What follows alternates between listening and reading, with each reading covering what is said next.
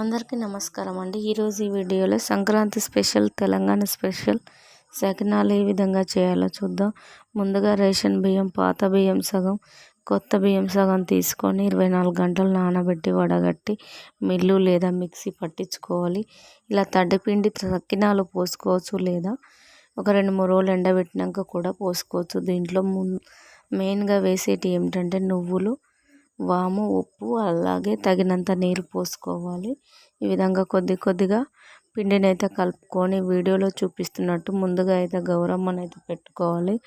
ఆ తర్వాత సకినాలు ఈ వీడియోలో చూపిస్తున్నట్టు చెయ్యితో కానీ, ఒక కవర్తో కానీ, లేకపోతే మనం గిద్దెలతో కానీ పోసుకోవచ్చు. మనకి ఏ విధంగా అయితే ఆ విధంగా, ఇంకా సన్నగా పెద్దగా కూడా 9 చుట్లు, 11 చుట్లు ఇలా ఏ విధంగానైనా పోసుకోవచ్చు.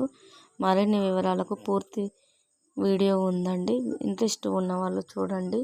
ఇలా ఆరిన తర్వాత మాత్రమే ఈ విధంగా తీసుకొని మనం నూనెలో మీడియం ఫ్లేమ్ పెట్టి నూనెలో వేయించుకోవాలండి.